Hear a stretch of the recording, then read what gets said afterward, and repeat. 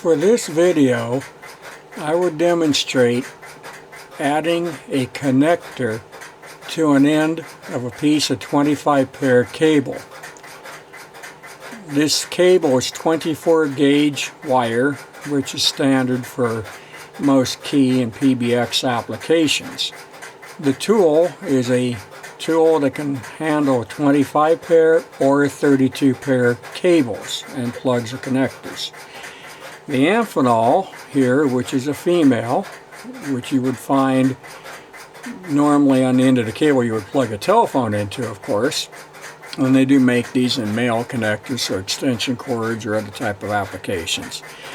You'll notice that there's brass contacts or gold type contacts on both sides.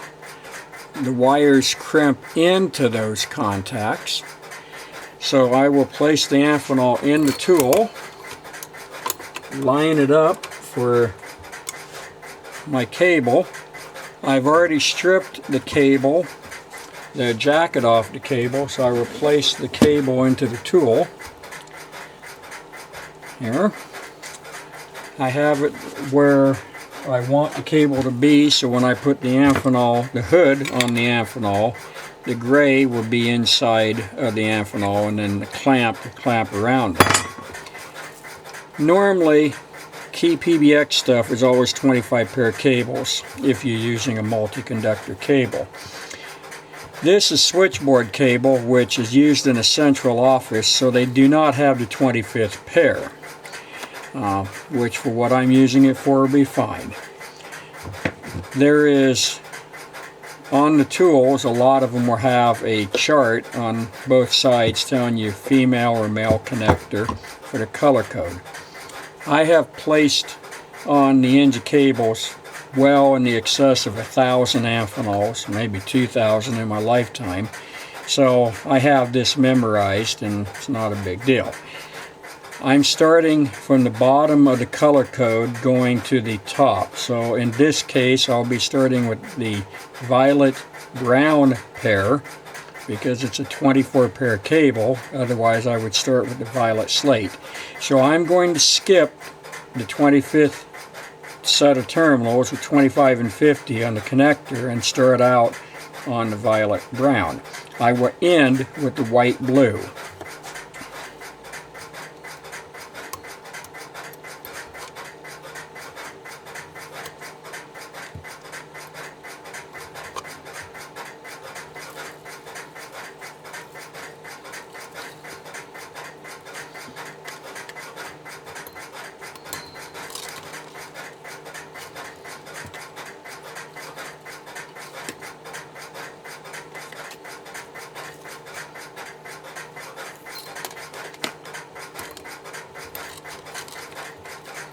The primary difference between key system cable and central office cable is these conductors are tinned instead of bare copper, so they're less likely to corrode in an exposed environment. Tinned wire is used when you're going to be soldering on connecting blocks or wire wrapping onto connecting blocks. In the field, this is not that big of a deal because you're not going to have exposed wire in most applications.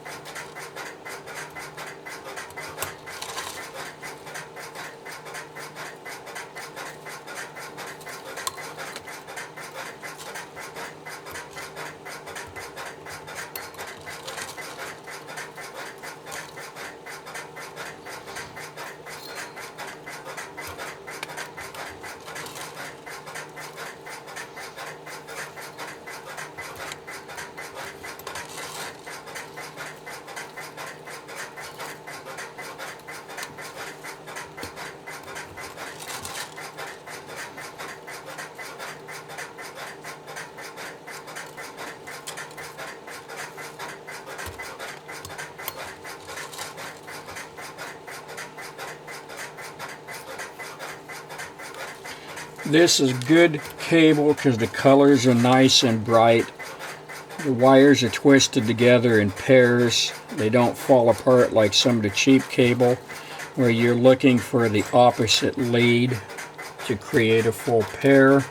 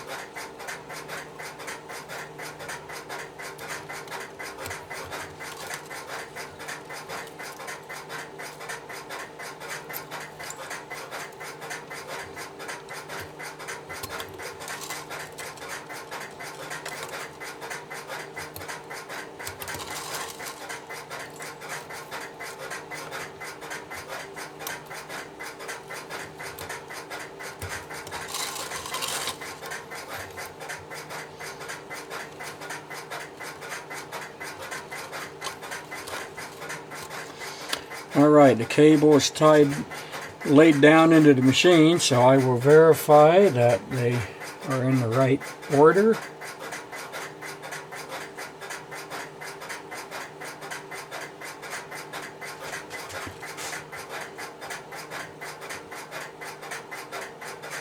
They appear to be, so I will crimp this connector.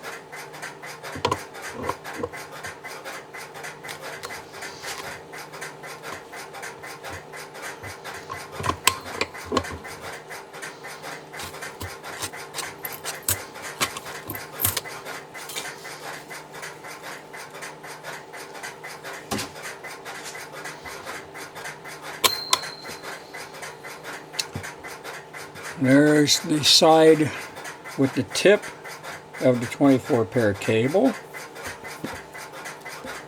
There's the ring side, ring conductors of the 24 pair cable. And we're missing the 25th pair as planned.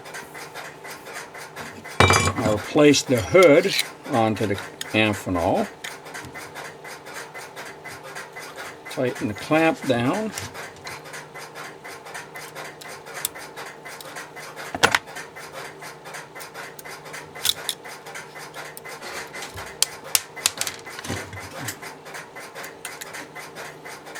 The current time is 4 o'clock p.m. Temperature 79 degrees.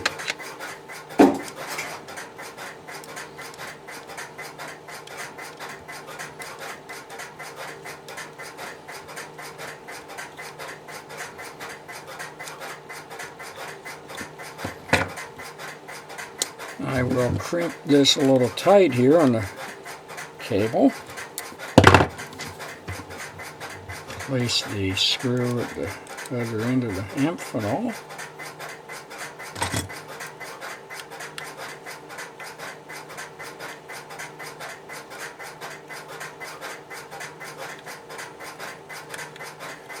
And we have one completed Amphenol on the end of a cable.